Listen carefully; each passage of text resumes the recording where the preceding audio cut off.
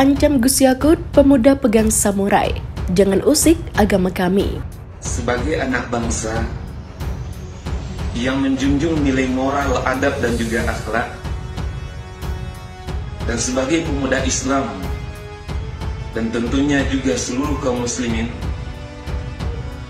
mendidih rasanya darah ketika mendengarkan ucapan Bapak Menteri yang menyamakan antara suara azan dengan gonggongan anjing.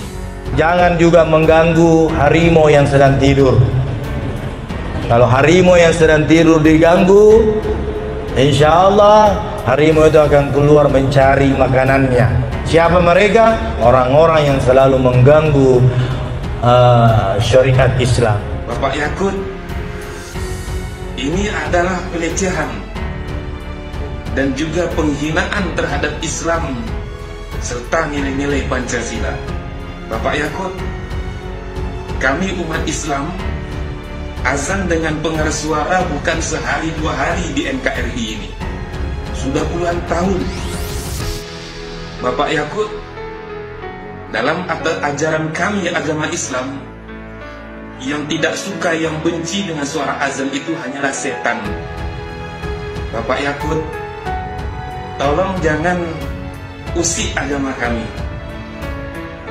Kalau Bapak Yakut terus mengusik agama kami,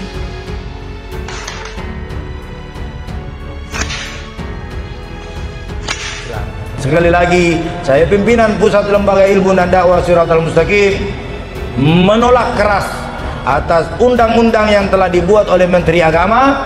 Yang kedua, menolak keras asal aturan untuk meninggikan suara azan. Dan ingat, jangan menyamakan suara azan dengan anjing yang menggonggong di luar sana. Orang siapa yang berbuat demikian, maka hancur dan binasalah dia di muka bumi, dunia sampai akhirat. Sebuah video yang memperlihatkan seorang pemuda tanpa memegang pedang samurai melontarkan ancaman kepada Menteri Agama Yakut Holil Kaumas atau akrab disapa Gus Yakut viral di media sosial. Video pemuda pegang samurai ancam Gus Yakut itu viral usai diunggah pengguna Twitter Ronald Lampard 8 seperti dilihat pada Sabtu 26 Februari 2022. Dalam narasi cuitannya, netizen itu menyebut sosok pemuda itu adalah kader Ormas terlarang Hizbut Tahrir Indonesia. Kadrun HTI sok-sokan ngancam Gus Yakut, cut netizen Ronald Lampard. Dilihat dari video itu, tampak seorang pemuda mengenakan kemeja tengah memegang pedang samurai. Ia pun mengaku darahnya mendidih ketika mendengar ucapan menak Yakut yang menyamakan antara suara adzan dengan gonggongan anjing. Mendidih rasanya darah ketika mendengarkan ucapan Bapak Menteri yang menyamakan antara suara adzan dengan gonggongan anjing, ujar pemuda itu. Menurutnya ucapan Yakut itu merupakan bentuk pelecehan dan juga penghinaan terhadap Islam serta nilai-nilai Pancasila. Bapak Yakut ini adalah pelecehan dan juga penghinaan terhadap Islam serta nilai-nilai Pancasila, tuturnya. Ia pun mengatakan kepada Yakut bahwa umat Islam melontarkan azan lewat pengeras suara sudah sejak puluhan tahun lalu. Maka dari itu pemuda itu menegaskan kepada Yakut bahwa dalam sejarah Islam hanya setan yang membenci suara azan.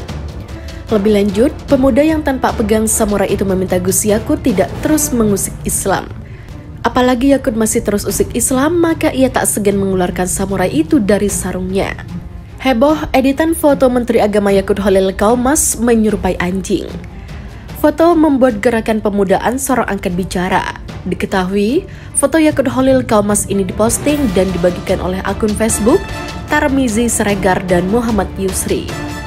Dalam postingannya tampak wajah Menteri Agama Yakut Holil Kaumas yang menggunakan peci hitam diedit dengan tubuh anjing.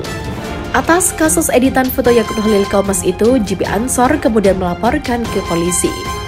Menurut Ketua JP Ansor Kota Tanjung Balai, Salman Al-Haris Saragi, postingan Facebook yang menampilkan editan wajah Menteri Agama Yakut Holil Kaumas dengan anjing membuat gaduh masyarakat.